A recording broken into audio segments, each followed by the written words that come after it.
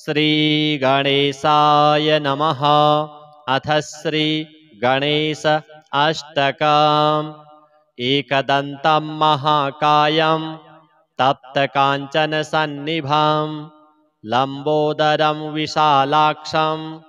वन्देऽहं गणनायकं। मौञ्जीकृष्णाजिनधरं नागयज्ञोपवीतिनां बालेन्दुशुकलामौलिं वन्देऽहं गणनायकम्। अम्बिकाहृदयानन्दं मातृभिः परिवेष्टितं भक्तिप्रियं मदोन्मत्तं वन्देऽहं गणनायकम्। चित्ररत्नविचित्राङ्गं चित्रमालाविभूषितं चित्ररूपधरं देवं वन्देऽहं गणनायकम्। गजवक्त्रं सुरश्रेष्ठं कर्णचामरभूषितं पाशाङ्कुशधरं देवं वन्देऽहं गणनायकम्। मूषकोत्तममारुह्य देवासुरमहाहवे योद्धुकामं महावीर्यं वन्देऽहं गणनायकम्। यक्षकिन्नरगन्धर्वैः सदा स्तूयमानं महाबाहुं वन्देऽहं गणनायकम्। सर्वविघ्नहरं देवं सर्वविघ्नविवर्जितं सर्वसिद्धिप्रदातारं वन्देऽहं गणनायकम्। गणाष्टकमिदं पुण्यं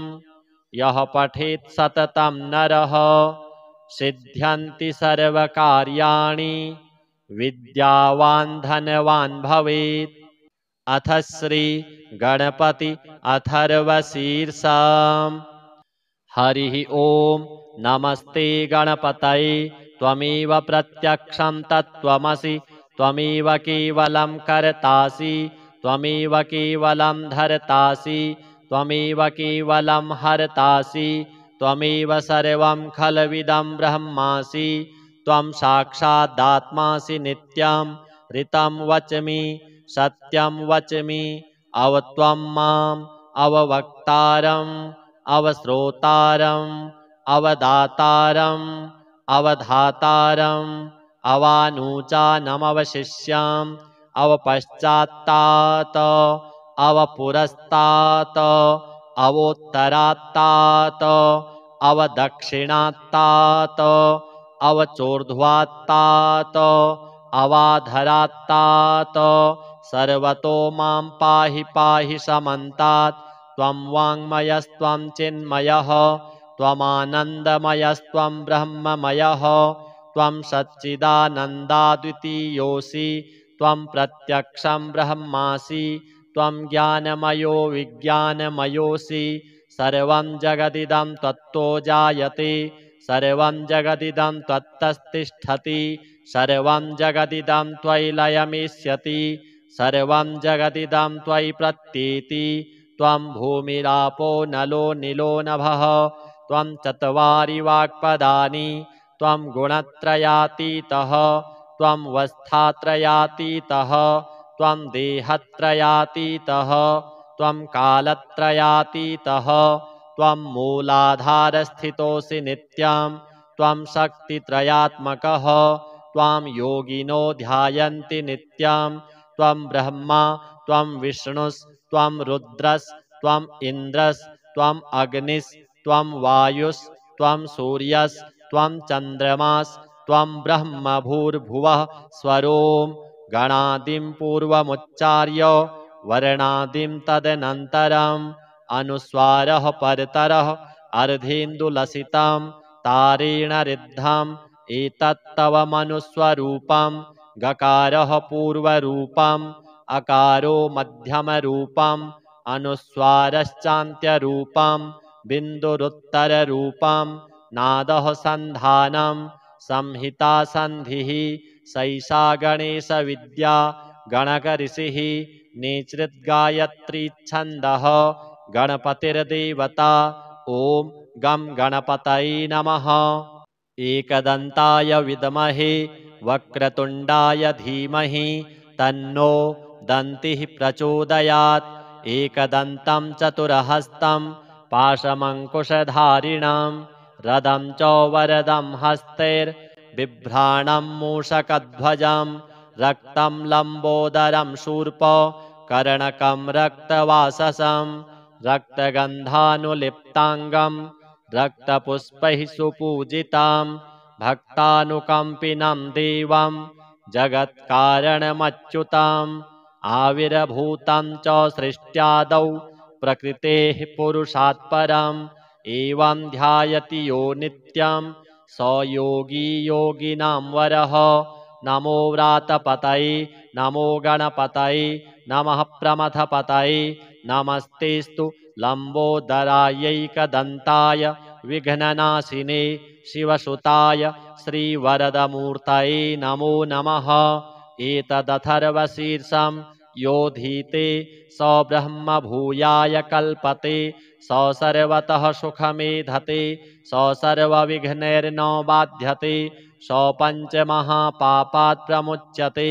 सायमधीयानो दिवस्कृतं पापं नाशयति प्रातरधीयानो रात्रिकृतं पापं नाशयति सायं प्रातः प्रयुञ्जानो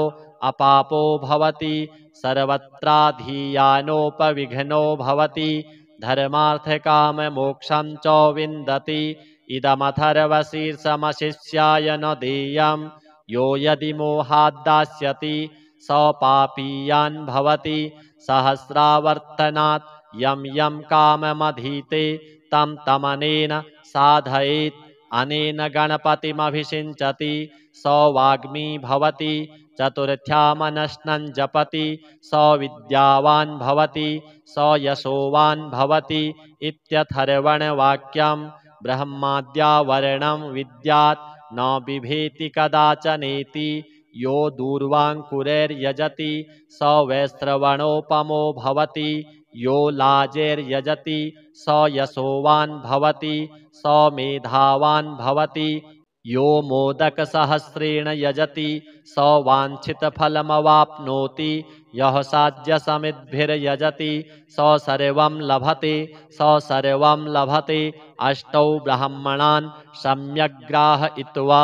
सूर्यवर्चस्वी भवति सूर्यग्रहे महानद्यां प्रतिमासन्निधौ वा जप्त्वा सिद्धमन्त्रो भवति महाविघ्नात् प्रमुच्यते महादोषात् प्रमुच्यते महापापात् प्रमुच्यते स सर्वविद्भवति स सर्वविद्भवति य एवं वेद इत्युपनिषत् श्रीगणपति देवार्पणमस्तु। अथ श्री गणेश अष्टकम् एकदन्तं महाकायं तप्तकाञ्चनसन्निभं लम्बोदरं विशालाक्षं वन्देऽहं गणनायकं मौञ्जीकृष्णाजिनधरं नागयज्ञोपवीतिनां बालेन्दुशुकलामौलिं वन्देऽहं गणनायकम् अम्बिकाहृदयानन्दं मातृभिः परिवेष्टितं भक्तिप्रियं मदोन्मत्तं वन्देऽहं गणनायकं चित्ररत्नविचित्राङ्गं चित्रमालाविभूषितं चित्ररूपधरं देवं वन्देऽहं गणनायकं गजवक्त्रं सुरश्रेष्ठं कर्णचामरभूषितं पाशाङ्कुशधरं देवं वन्देऽहं गणनायकं मूषकोत्तममारुह्य देवासुरमहाहवे योद्धुकामं महावीर्यं वन्देऽहं गणनायकं यक्षकिन्नरगन्धर्वैः सिद्धविद्याधरैः सदा स्तूयमानं महाबाहुं वन्देऽहं गणनायकं सर्वविघ्नहरं देवं सर्वविघ्नविवर्जितं सर्वसिद्धिप्रदातारं वन्देऽहं गणनायकं गणाष्टकमिदं पुण्यं यः पठेत् सततं नरः सिद्ध्यन्ति सर्वकार्याणि विद्यावान् धनवान् भवेत्। अथ श्री गणपति अथर्वशीर्षम्। हरिः ॐ नमस्ते गणपतये त्वमेव प्रत्यक्षं तत्त्वमसि त्वमेव केवलं कर्तासि त्वमेव केवलं धर्तासि त्वमेव केवलं हर्तासि त्वमेव सर्वं खलविदं ब्रह्मासि त्वं साक्षादात्मासि नित्यं ऋतं वच्मि सत्यं वच्मि अवत्वं माम् अववक्तारम् अवश्रोतारम् अवदातारम् अवधातारम् अवानूचानमवशिष्याम् अवपश्चात्तात् अवपुरस्तात् अवोत्तरात्तात् अवदक्षिणात्तात् अवचोर्ध्वात्तात् अवाधरात्तात् सर्वतो मां पाहि पाहि समन्तात् त्वं वाङ्मयस्त्वं चिन्मयः त्वमानन्दमयस्त्वं ब्रह्ममयः त्वं सच्चिदानन्दाद्वितीयोऽसि त्वं प्रत्यक्षं ब्रह्मासि त्वं ज्ञानमयो विज्ञानमयोऽसि सर्वं जगदिदं त्वत्तो जायते सर्वं जगदिदं त्वत्तस्तिष्ठति सर्वं जगदिदं त्वयि लयमिष्यति सर्वं जगदिदं त्वयि प्रत्येति त्वं भूमिरापो नलो निलो नभः त्वं चत्वारि वाक्पदानि त्वं गुणत्रयातीतः त्वं वस्थात्रयातीतः त्वं देहत्रयातीतः त्वं कालत्रयातीतः त्वं मूलाधारस्थितोऽसि नित्यं त्वं शक्तित्रयात्मकः त्वां योगिनो ध्यायन्ति नित्यं त्वं ब्रह्मा त्वं विष्णुस्त्वं रुद्रस्त्वम् इन्द्रस्त्वम् अग्निस्त्वं वायुस्त्वं सूर्यस्त्वं चन्द्रमास्त्वं ब्रह्म भूर्भुवः स्वरों गणादिं पूर्वमुच्चार्य वर्णादिं तदनन्तरम् अनुस्वारः परतरः अर्धेन्दुलसितं तारेण रिद्धम् एतत्तव मनुस्वरूपं गकारः पूर्वरूपम् अकारो मध्यमरूपम् अनुस्वारश्चान्त्यरूपं बिन्दुरुत्तररूपं नादः सन्धानं संहिता सन्धिः सैषा गणेशविद्या गणकऋषिः निसृद्गायत्रीच्छन्दः गणपतिर्देवता ॐ गं गणपतये नमः। एकदन्ताय विद्महे वक्रतुण्डाय धीमहि तन्नो दन्तिः प्रचोदयात्। एकदन्तं चतुरहस्तं पाशमङ्कुशधारिणं रदं च वरदं हस्तैर्बिभ्राणं मूषकध्वजं रक्तं लम्बोदरं शूर्पकर्णकं रक्तवाससं रक्तगन्धानुलिप्ताङ्गं रक्तपुष्पैः सुपूजितां भक्तानुकम्पिनं देवं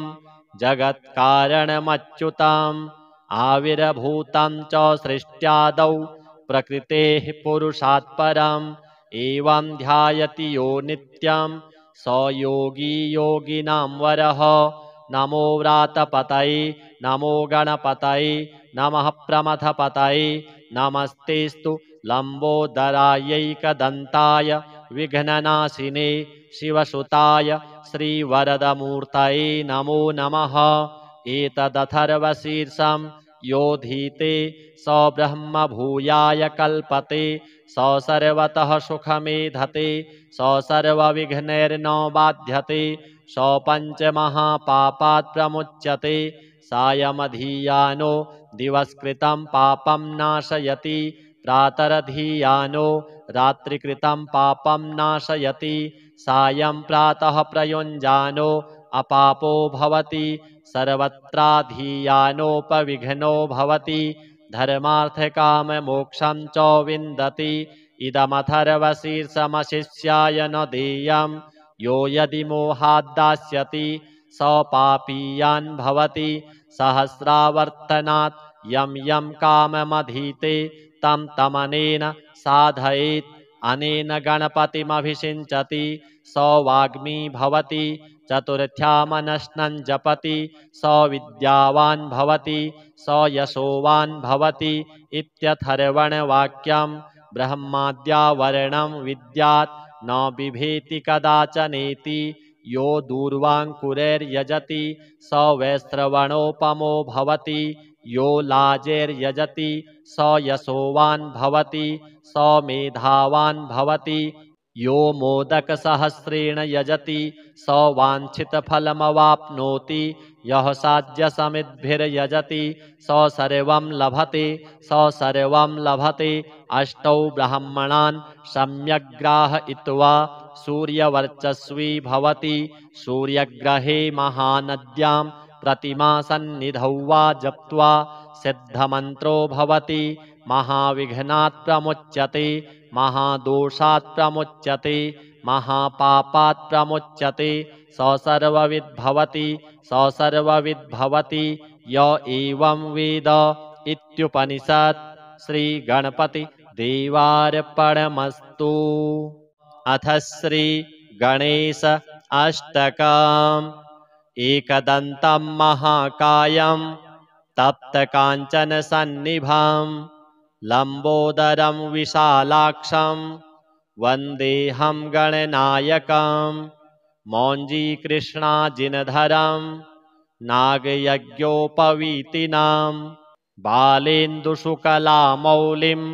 वन्देऽहं गणनायकम् अम्बिकाहृदयानन्दं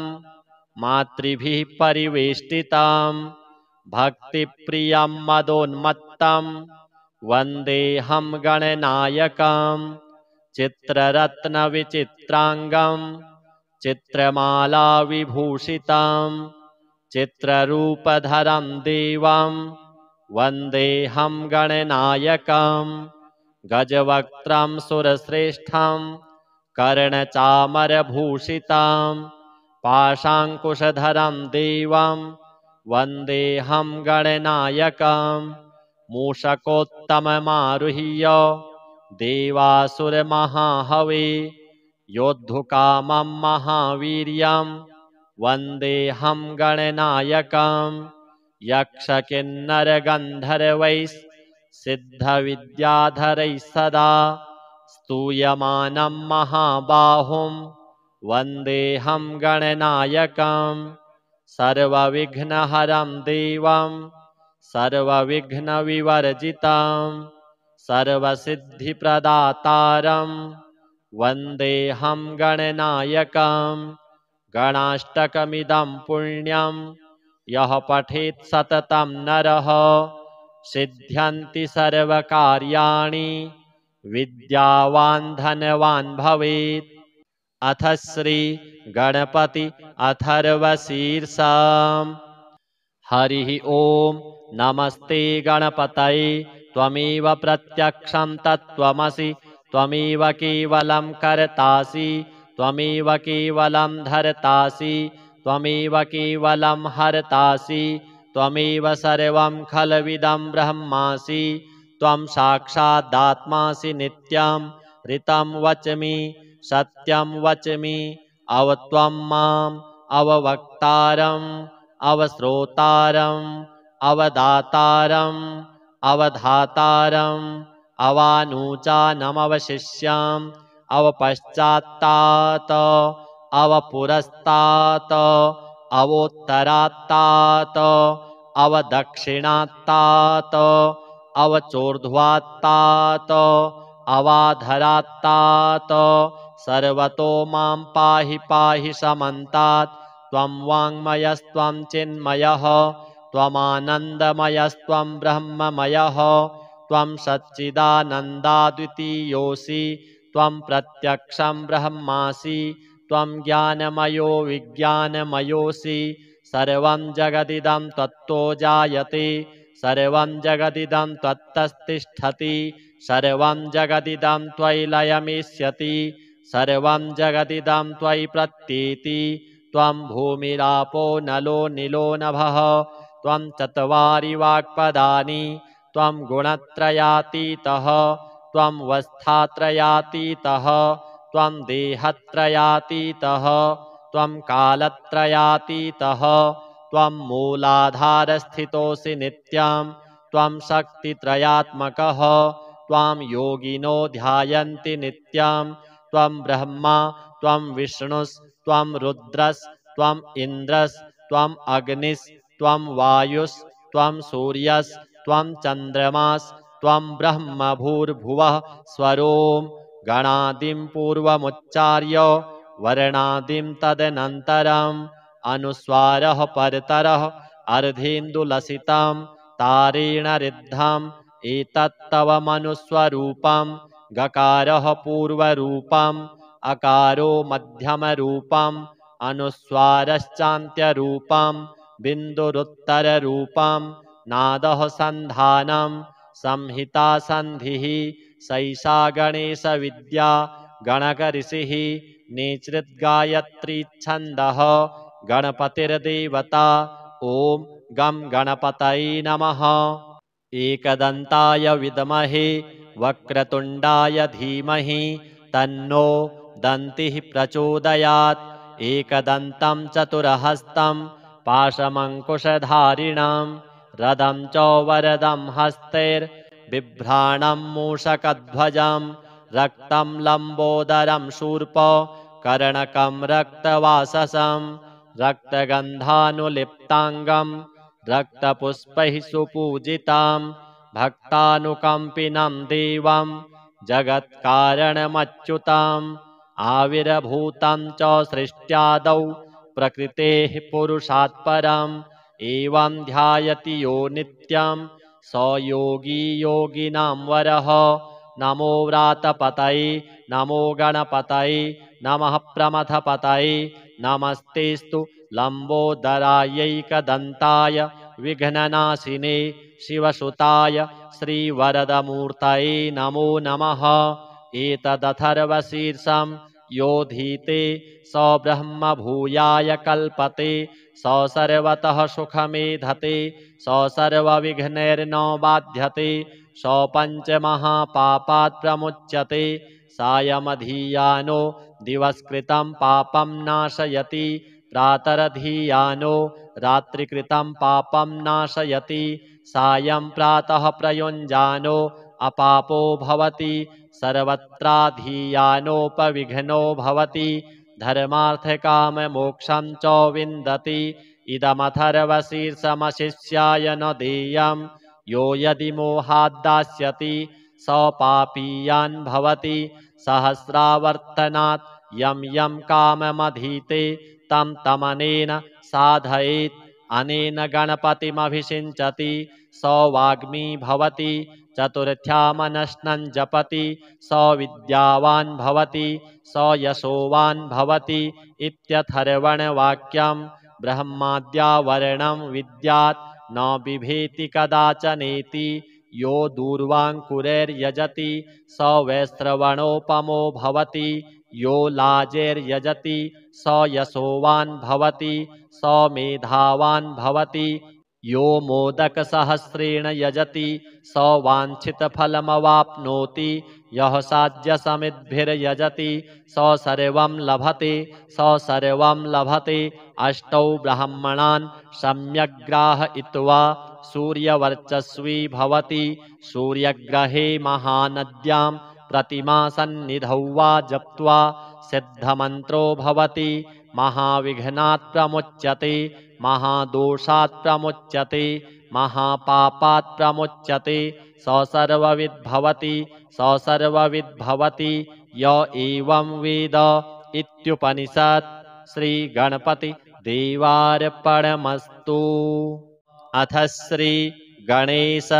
अष्टकम्। एकदन्तं महाकायं तप्तकाञ्चनसन्निभं लम्बोदरं विशालाक्षं वन्देऽहं गणनायकं मौञ्जीकृष्णाजिनधरं नागयज्ञोपवीतिनां बालेन्दुशुकलामौलिं वन्देऽहं गणनायकम् अम्बिकाहृदयानन्दं मातृभिः परिवेष्टितं भक्तिप्रियं मदोन्मत्तं वन्देऽहं गणनायकं चित्ररत्नविचित्राङ्गं चित्रमालाविभूषितं चित्ररूपधरं देवं वन्देऽहं गणनायकं गजवक्त्रं सुरश्रेष्ठं कर्णचामरभूषितं पाशाङ्कुशधरं देवं वन्देऽहं गणनायकं मूषकोत्तममारुह्य देवासुरमहाहवे योद्धुकामं महावीर्यं वन्देऽहं गणनायकं यक्षकिन्नरगन्धर्वैः सिद्धविद्याधरैः सदा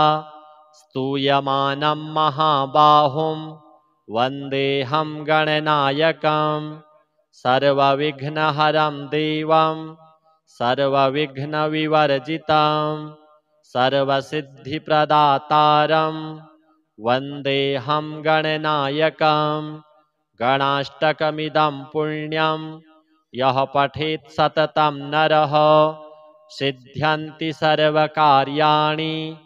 विद्यावान् धनवान् भवेत्। अथ श्री गणपति अथर्वशीर्षम्। हरिः ओम नमस्ते गणपतये त्वमेव प्रत्यक्षं तत्त्वमसि त्वमेव केवलं कर्तासि त्वमेव केवलं धर्तासि त्वमेव केवलं हर्तासि त्वमेव सर्वं खलविदं ब्रह्मासि त्वं साक्षादात्मासि नित्यं ऋतं वच्मि सत्यं वच्मि अवत्वं माम् अववक्तारम् अवश्रोतारम् अवदातारम् अवधातारम् अवानूचानमवशिष्याम् अवपश्चात्तात् अवपुरस्तात् अवोत्तरात्तात् अवदक्षिणात्तात् अवचोर्ध्वात्तात् अवाधरात्तात् सर्वतो मां पाहि पाहि समन्तात् त्वं वाङ्मयस्त्वं चिन्मयः त्वमानन्दमयस्त्वं ब्रह्ममयः त्वं सच्चिदानन्दाद्वितीयोऽसि त्वं प्रत्यक्षं ब्रह्मासि त्वं ज्ञानमयो विज्ञानमयोऽसि सर्वं जगदिदं त्वत्तो जायते सर्वं जगदिदं त्वत्तस्तिष्ठति सर्वं जगदिदं त्वयि लयमिष्यति सर्वं जगदिदं त्वयि प्रत्येति त्वं भूमिरापो नलो नीलो नभः त्वं चत्वारि वाक्पदानि त्वं गुणत्रयातीतः त्वं वस्थात्रयातीतः त्वं देहत्रयातीतः त्वं कालत्रयातीतः त्वं मूलाधारस्थितोऽसि नित्यं त्वं शक्तित्रयात्मकः त्वां योगिनो ध्यायन्ति नित्यं त्वं ब्रह्मा त्वं विष्णुस्त्वं रुद्रस्त्वं इन्द्रस्त्वं अग्निस्त्वं वायुस्त्वं सूर्यस्त्वं चन्द्रमास्त्वं ब्रह्म भूर्भुवः स्वरों गणादिं पूर्वमुच्चार्य वर्णादिं तदनन्तरम् अनुस्वारः परतरः अर्धेन्दुलसितं तारेण ऋद्धम् एतत्तव मनुस्वरूपं गकारः पूर्वरूपम् अकारो मध्यमरूपम् अनुस्वारश्चान्त्यरूपं बिन्दुरुत्तररूपं नादः सन्धानं संहिता संधिः सैषा गणेशविद्या गणकऋषिः निश्चिद्गायत्रीच्छन्दः गणपतिर्देवता ॐ गं गणपतये नमः। एकदन्ताय विद्महे वक्रतुण्डाय धीमहि तन्नो दन्तिः प्रचोदयात्। एकदन्तं चतुरहस्तं पाशमङ्कुशधारिणं रदं च वरदं हस्तैर्बिभ्राणं मूषकध्वजं रक्तं लम्बोदरं शूर्प कर्णकं रक्तवाससं रक्तगन्धानुलिप्ताङ्गं रक्तपुष्पैः सुपूजितां भक्तानुकम्पिनं देवं जगत्कारणमच्युताम् आविर्भूतं च सृष्ट्यादौ प्रकृतेः पुरुषात् परम् एवं ध्यायति यो नित्यं स योगी योगिनां वरः। नमो व्रातपतये नमो गणपतये नमः प्रमथपतये नमस्तेस्तु लम्बोदरायैकदन्ताय विघ्ननाशिने शिवसुताय श्रीवरदमूर्तये नमो नमः।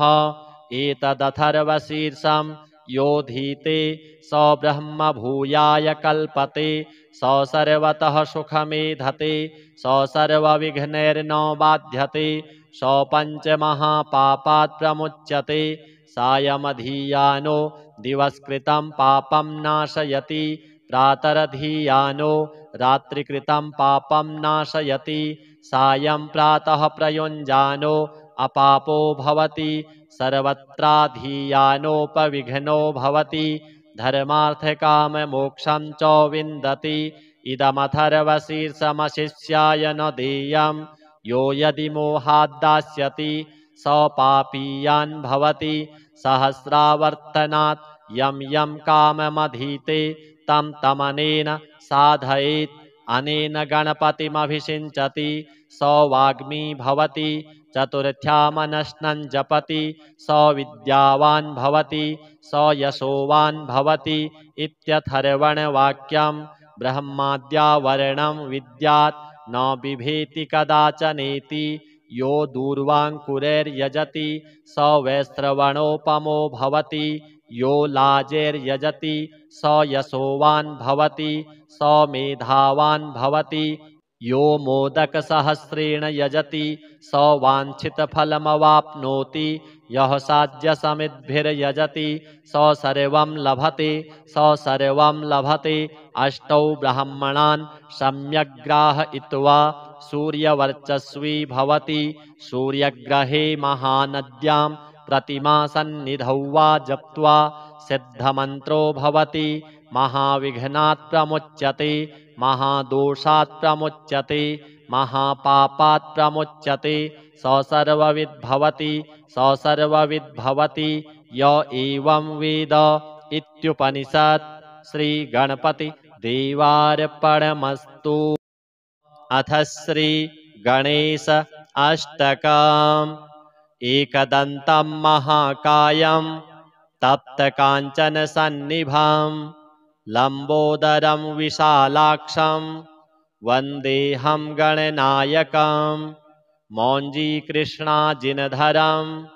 नागयज्ञोपवीतिनां बालेन्दुशुकलामौलिं वन्देऽहं गणनायकम् अम्बिकाहृदयानन्दं मातृभिः परिवेष्टितं भक्तिप्रियं मदोन्मत्तं वन्देऽहं गणनायकम् चित्ररत्नविचित्राङ्गं चित्रमालाविभूषितं चित्ररूपधरं देवं वन्देऽहं गणनायकम् गजवक्त्रं सुरश्रेष्ठं कर्णचामरभूषितं पाशाङ्कुशधरं देवं वन्देऽहं गणनायकम् मूषकोत्तममारुह्य देवासुरमहाहवे योद्धुकामं महावीर्यं वन्देऽहं गणनायकम् यक्षकिन्नरगन्धर्वैः सिद्धविद्याधरैः सदा स्तूयमानं महाबाहुं वन्देऽहं गणनायकम् सर्वविघ्नहरं देवं सर्वविघ्नविवर्जितं सर्वसिद्धिप्रदातारं वन्देऽहं गणनायकम् गणाष्टकमिदं पुण्यं यः पठेत् सततं नरः सिद्ध्यन्ति सर्वकार्याणि विद्यावान् धनवान् भवेत्। अथ श्री गणपति अथर्वशीर्षम्। हरिः ओम नमस्ते गणपतये त्वमेव प्रत्यक्षं तत्त्वमसि त्वमेव केवलं कर्तासि त्वमेव केवलं धर्तासि त्वमेव केवलं हर्तासि त्वमेव सर्वं खलविदं ब्रह्मासि त्वं साक्षादात्मासि नित्यं ऋतं वच्मि सत्यं वच्मि अवत्वं माम् अववक्तारम् अवश्रोतारम् अवदातारम् अवधातारम् अवानूचानमवशिष्याम् अवपश्चात्तात् अवपुरस्तात् अवोत्तरात्तात् अवदक्षिणात्तात् अवचोर्ध्वात्तात् अवाधरात्तात् सर्वतो मां पाहि पाहि समन्तात् त्वं वाङ्मयस्त्वं चिन्मयः त्वमानन्दमयस्त्वं ब्रह्ममयः त्वं सच्चिदानन्दाद्वितीयोऽसि त्वं प्रत्यक्षं ब्रह्मासि त्वं ज्ञानमयो विज्ञानमयोऽसि सर्वं जगदिदं त्वत्तो जायते सर्वं जगदिदं त्वत्तस्तिष्ठति सर्वं जगदिदं त्वयि लयमिष्यति सर्वं जगदिदं त्वयि प्रत्येति त्वं भूमिरापो नलो निलो नभः त्वं चत्वारि वाक्पदानि त्वं गुणत्रयातीतः त्वं वस्थात्रयातीतः त्वं देहत्रयातीतः त्वं कालत्रयातीतः त्वं मूलाधारस्थितोऽसि नित्यं त्वं शक्तित्रयात्मकः त्वां योगिनो ध्यायन्ति नित्यं त्वं ब्रह्मा त्वं विष्णुस्त्वं रुद्रस्त्वम् इन्द्रस्त्वम् अग्निस्त्वं वायुस्त्वं सूर्यस्त्वं चन्द्रमास्त्वं ब्रह्म भूर्भुवः स्वरों गणादिं पूर्वमुच्चार्य वर्णादिं तदनन्तरम् अनुस्वारः परतरः अर्धेन्दुलसितं तारेण रिद्धम् एतत्तव मनुस्वरूपं गकारः पूर्वरूपम् अकारो मध्यमरूपम् अनुस्वारश्चान्त्यरूपं बिन्दुरुत्तररूपं नादः सन्धानं संहिता सन्धिः सैषा गणेशविद्या गणकऋषिः निसृद्गायत्रीच्छन्दः गणपतिर्देवता ॐ गं गणपतये नमः। एकदन्ताय विद्महे वक्रतुण्डाय धीमहि तन्नो दन्तिः प्रचोदयात् एकदन्तं चतुरहस्तं पाशमङ्कुशधारिणं रदं च वरदं हस्तैर्बिभ्राणं मूषकध्वजं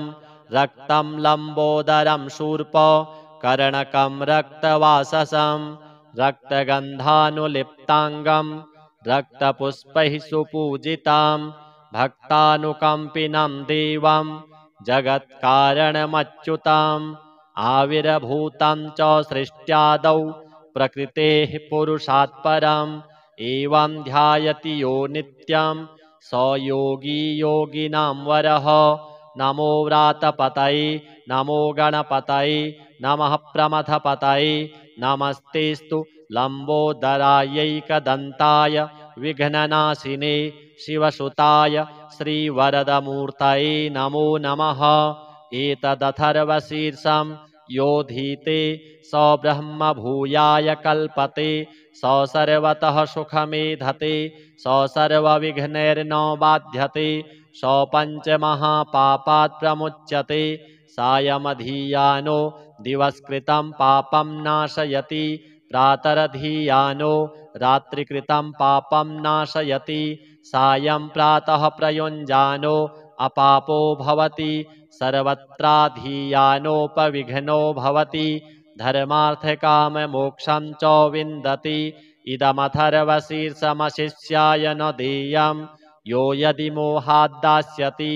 स पापीयान् भवति सहस्रावर्तनात् यं यं काममधीते तं तमनेन साधयेत् अनेन गणपतिमभिषिञ्चति स वाग्मी भवति चतुर्थ्यामनश्नं जपति स विद्यावान् भवति स यशोवान् भवति इत्यथर्वणवाक्यं ब्रह्माद्यावर्णं विद्यात् न बिभेति कदाचनेति यो दूर्वाङ्कुरैर्यजति स वैश्रवणोपमो भवति यो लाजैर्यजति स यशोवान् भवति स मेधावान् भवति यो मोदकसहस्रेण यजति स वाञ्छितफलमवाप्नोति यः साध्यसमिद्भिर्यजति स सर्वं लभते अष्टौ ब्राह्मणान् सम्यग्राहयित्वा सूर्यवर्चस्वी भवति सूर्यग्रहे महानद्यां प्रतिमासन्निधौ वा जप्त्वा सिद्धमन्त्रो भवति महाविघ्नात् प्रमुच्यते महादोषात् प्रमुच्यते महापापात् प्रमुच्यते स सर्वविद्भवति य एवं वेद इत्युपनिषत्। श्री गणपति देवार्पणमस्तु। अथ श्री गणेश अष्टकम्। एकदन्तं महाकायं तप्तकाञ्चन सन्निभं लम्बोदरं विशालाक्षं वन्देऽहं गणनायकं मौञ्जीकृष्णाजिनधरं नागयज्ञोपवीतिनां बालेन्दुशुकलामौलिं वन्देऽहं गणनायकम् अम्बिकाहृदयानन्दं मातृभिः परिवेष्टितं भक्तिप्रियं मदोन्मत्तं वन्देऽहं गणनायकं चित्ररत्नविचित्राङ्गं चित्रमालाविभूषितं चित्ररूपधरं देवं वन्देऽहं गणनायकं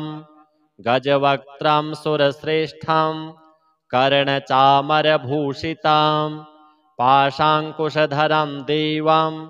वन्देऽहं गणनायकं मूषकोत्तममारुह्य देवासुरमहाहवे योद्धुकामं महावीर्यं वन्देऽहं गणनायकं यक्षकिन्नरगन्धर्वैः सिद्धविद्याधरैः सदा स्तूयमानं महाबाहुं वन्देऽहं गणनायकं सर्वविघ्नहरं देवं सर्वविघ्नविवर्जितं सर्वसिद्धिप्रदातारं वन्देऽहं गणनायकं गणाष्टकमिदं पुण्यं यः पठेत् सततं नरः सिद्ध्यन्ति सर्वकार्याणि विद्यावान् धनवान् भवेत्। अथ श्री गणपति अथर्वशीर्षम्। हरिः ओम नमस्ते गणपतये त्वमेव प्रत्यक्षं तत्त्वमसि त्वमेव केवलं कर्तासि त्वमेव केवलं धर्तासि त्वमेव केवलं हर्तासि त्वमेव सर्वं खलविदं ब्रह्मासि त्वं साक्षादात्मासि नित्यं ऋतं वच्मि सत्यं वच्मि अवत्वं माम् अववक्तारम् अवश्रोतारम् अवदातारम् अवधातारम् अवानूचानमवशिष्याम् अवपश्चात्तात् अवपुरस्तात् अवोत्तरात्तात् अवदक्षिणात्तात् अवचोर्ध्वात्तात् अवाधरात्तात् सर्वतो मां पाहि पाहि समन्तात् त्वं वाङ्मयस्त्वं चिन्मयः त्वमानन्दमयस्त्वं ब्रह्ममयः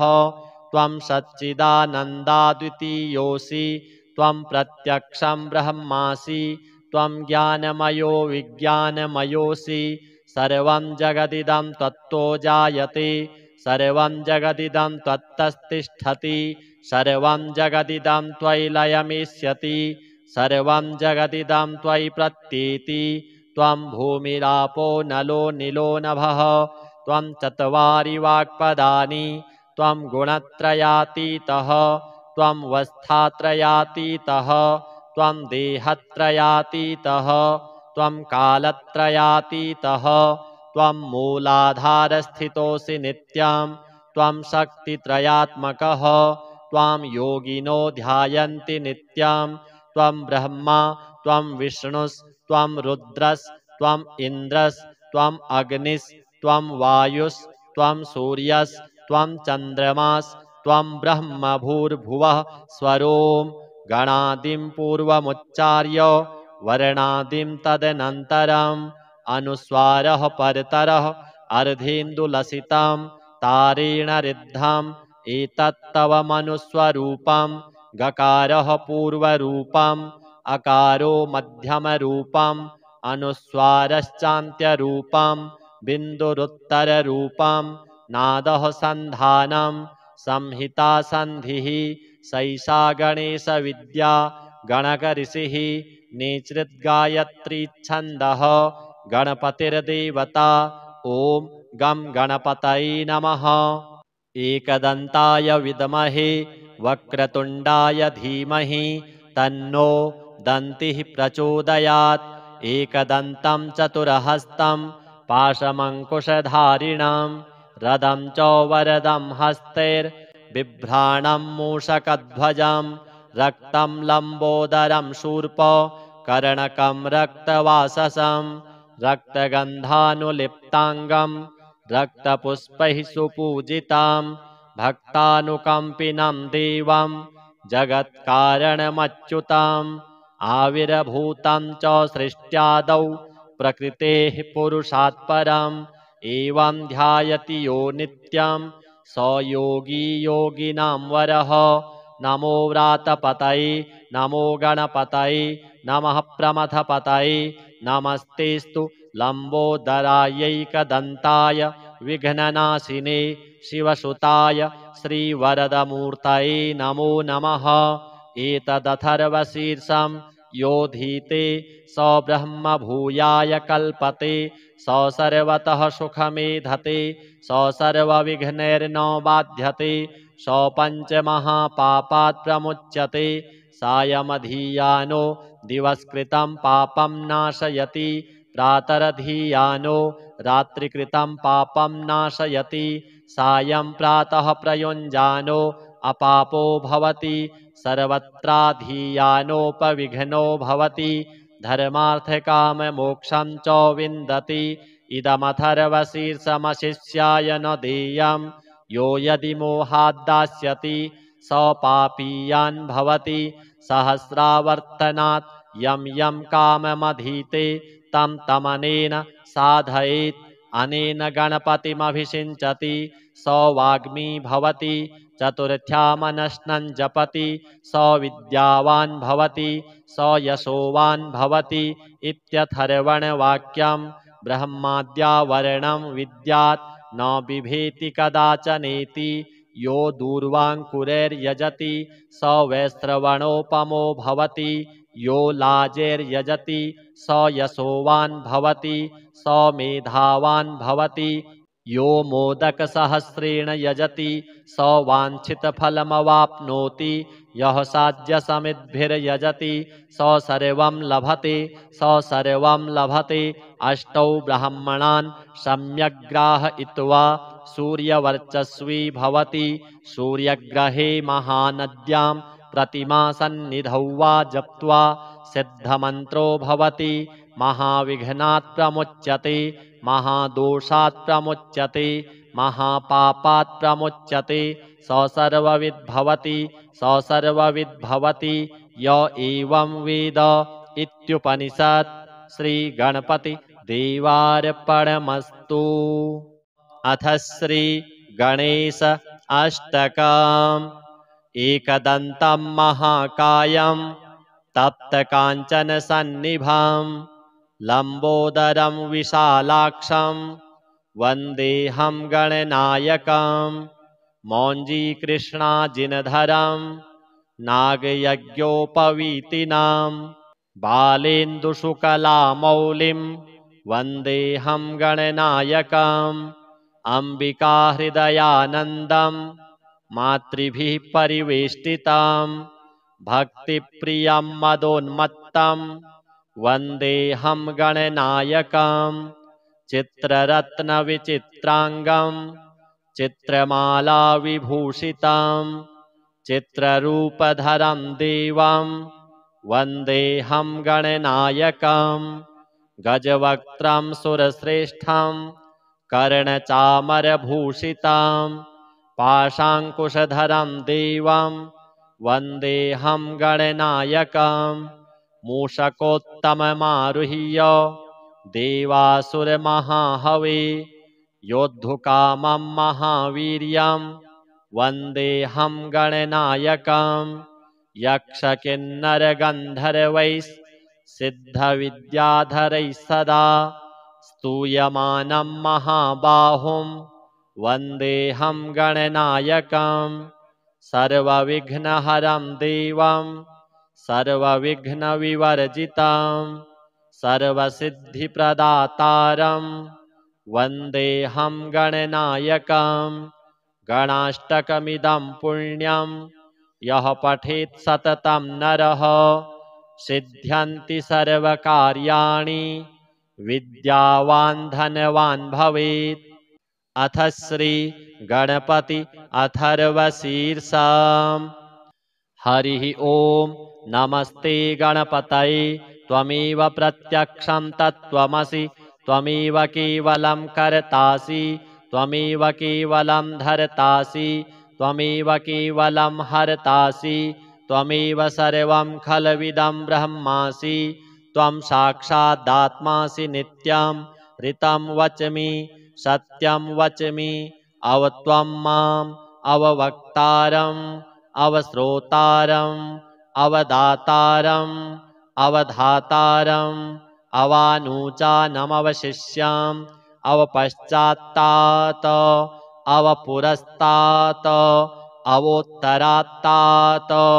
अवदक्षिणात्तात् अवचोर्ध्वात्तात् अवाधरात्तात् सर्वतो मां पाहि पाहि समन्तात् त्वं वाङ्मयस्त्वं चिन्मयः त्वमानन्दमयस्त्वं ब्रह्ममयः त्वं सच्चिदानन्दाद्वितीयोऽसि त्वं प्रत्यक्षं ब्रह्मासि त्वं ज्ञानमयो विज्ञानमयोऽसि सर्वं जगदिदं त्वत्तो जायते सर्वं जगदिदं त्वत्तस्तिष्ठति सर्वं जगदिदं त्वयि लयमिष्यति सर्वं जगदिदं त्वयि प्रत्येति त्वं भूमिरापो नलो नीलो नभः त्वं चत्वारि वाक्पदानि त्वं गुणत्रयातीतः त्वं वस्थात्रयातीतः त्वं देहत्रयातीतः त्वं कालत्रयातीतः त्वं मूलाधारस्थितोऽसि नित्यं त्वं शक्तित्रयात्मकः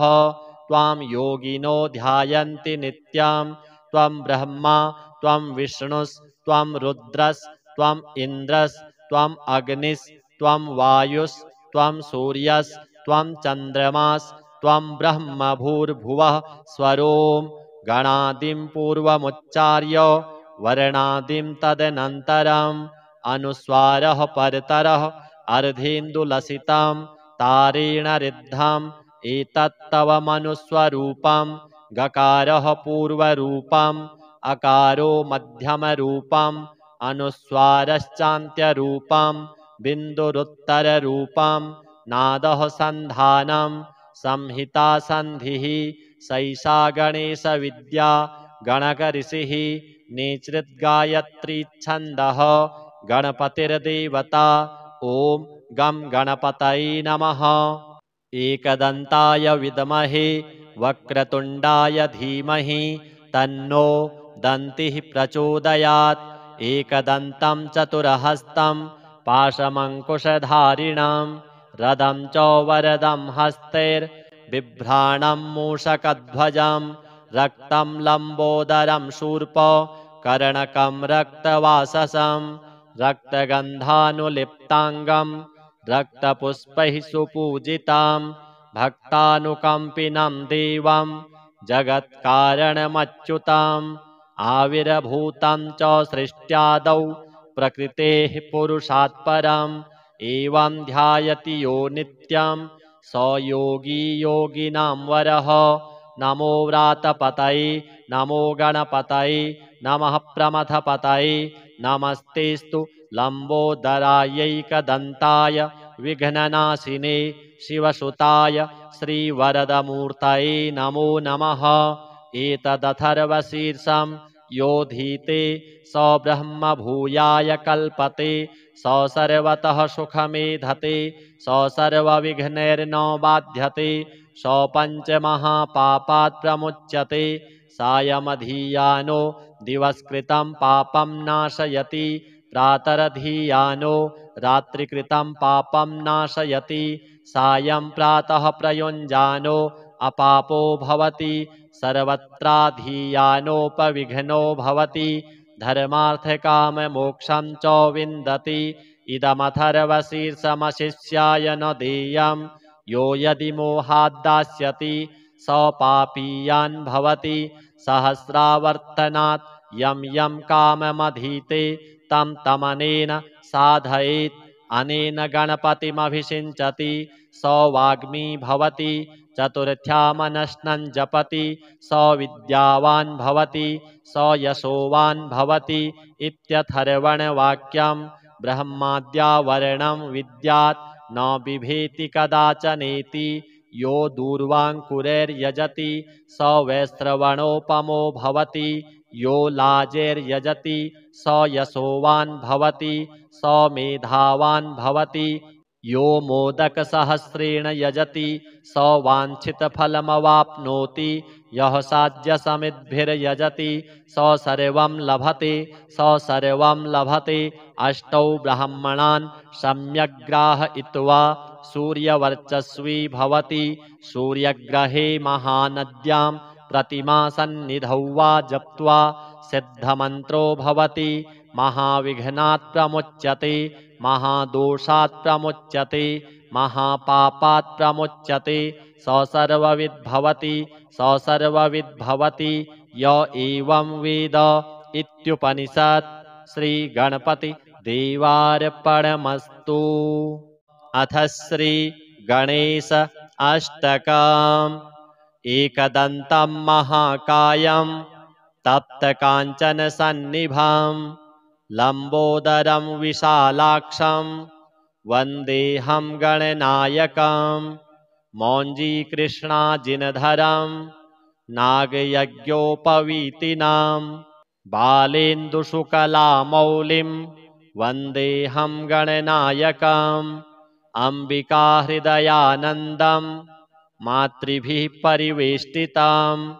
भक्तिप्रियं मदोन्मत्तं वन्देऽहं गणनायकं चित्ररत्नविचित्राङ्गं चित्रमालाविभूषितं चित्ररूपधरं देवं वन्देऽहं गणनायकं गजवक्त्रं सुरश्रेष्ठं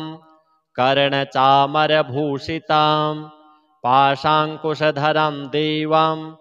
वन्देऽहं गणनायकं मूषकोत्तममारुह्य देवासुरमहाहवे योद्धुकामं महावीर्यं वन्देऽहं गणनायकं यक्षकिन्नरगन्धर्वैः सिद्धविद्याधरैः सदा स्तूयमानं महाबाहुं वन्देऽहं गणनायकं सर्वविघ्नहरं देवं सर्वविघ्नविवर्जितं सर्वसिद्धिप्रदातारं वन्देऽहं गणनायकं गणाष्टकमिदं पुण्यं यः पठेत् सततं नरः सिद्ध्यन्ति सर्वकार्याणि विद्यावान् धनवान् भवेत्। अथ श्री गणपति अथर्वशीर्षम्। हरिः ओम नमस्ते गणपतये त्वमेव प्रत्यक्षं तत्त्वमसि त्वमेव केवलं कर्तासि त्वमेव केवलं धर्तासि त्वमेव केवलं हर्तासि त्वमेव सर्वं खलविदं ब्रह्मासि त्वं साक्षादात्मासि नित्यं ऋतं वच्मि सत्यं वच्मि अवत्वं माम् अववक्तारम् अवश्रोतारम् अवदातारम् अवधातारम् अवानुचानमवशिष्याम् अवपश्चात्तात्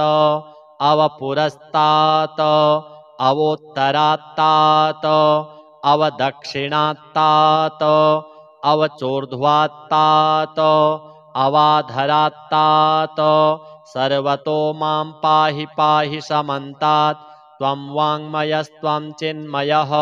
त्वमानन्दमयस्त्वं ब्रह्ममयः त्वं सच्चिदानन्दाद्वितीयोऽसि त्वं प्रत्यक्षं ब्रह्मासि त्वं ज्ञानमयो विज्ञानमयोऽसि सर्वं जगदिदं त्वत्तो जायते सर्वं जगदिदं त्वत्तस्तिष्ठति सर्वं जगदिदं त्वयि लयमिष्यति सर्वं जगदिदं त्वयि प्रत्येति त्वं भूमिरापो नलो निलो नभः त्वं चत्वारि वाक्पदानि त्वं गुणत्रयातीतः त्वं वस्थात्रयातीतः त्वं देहत्रयातीतः त्वं कालत्रयातीतः त्वं मूलाधारस्थितोऽसि नित्यं त्वं शक्तित्रयात्मकः त्वां योगिनो ध्यायन्ति नित्यं त्वं ब्रह्मा त्वं विष्णुस्त्वं रुद्रस्त्वं इन्द्रस्त्वं अग्निस्त्वं वायुस्त्वं सूर्यस्त्वं चन्द्रमास्त्वं ब्रह्म भूर्भुवः स्वरों गणादिं पूर्वमुच्चार्य वर्णादिं तदनन्तरम् अनुस्वारः परतरः अर्धेन्दुलसितं तारेण रिद्धम् एतत्तव मनुस्वरूपं गकारः पूर्वरूपम् अकारो मध्यमरूपम् अनुस्वारश्चान्त्यरूपं बिन्दुरुत्तररूपं नादः सन्धानं संहिता सन्धिः सैषा गणेशविद्या गणकऋषिः नेचृद्गायत्रीच्छन्दः गणपतिर्देवता ॐ गं गणपतये नमः। एकदन्ताय विद्महे वक्रतुण्डाय धीमहि तन्नो दन्तिः प्रचोदयात् एकदन्तं चतुरहस्तं पाशमङ्कुशधारिणं रदं च वरदं हस्तैर्बिभ्राणं मूषकध्वजं रक्तं लम्बोदरं शूर्पकर्णकं रक्तवाससं रक्तगन्धानुलिप्ताङ्गं रक्तपुष्पैः सुपूजितां भक्तानुकम्पिनं देवं जगत्कारणमच्युताम् आविर्भूतं च सृष्ट्यादौ प्रकृतेः पुरुषात् परम् एवं ध्यायति यो नित्यं स योगी योगिनां वरः। नमो व्रातपतये नमो गणपतये नमः प्रमथपतये नमस्तेस्तु लम्बोदरायैकदन्ताय विघ्ननाशिने शिवसुताय श्रीवरदमूर्तये नमो नमः। एतदथर्वशीर्षं योधीते स ब्रह्म भूयाय कल्पते स सर्वतः सुखमेधते स सर्वविघ्नैर्न बाध्यते स पञ्चमहापापात् प्रमुच्यते सायमधीयानो दिवस्कृतं पापं नाशयति प्रातरधीयानो रात्रिकृतं पापं नाशयति सायं प्रातः प्रयुञ्जानो अपापो भवति सर्वत्राधीयानोपविघ्नो भवति धर्मार्थकाममोक्षं च विन्दति। इदमथर्वशीर्षमशिष्याय न देयं यो यदि मोहाद्दास्यति स पापीयान् भवति सहस्रावर्तनात् यं यं काममधीते तं तमनेन साधयेत् अनेन गणपतिमभिषिञ्चति स वाग्मी भवति चतुर्थ्यामनश्नं जपति स विद्यावान् भवति स यशोवान् भवति इत्यथर्वणवाक्यं ब्रह्माद्यावरणं विद्यात् न बिभेति कदाचनेति यो दूर्वाङ्कुरैर्यजति स वैश्रवणोपमो भवति यो लाजैर्यजति स यशोवान् भवति स मेधावान् भवति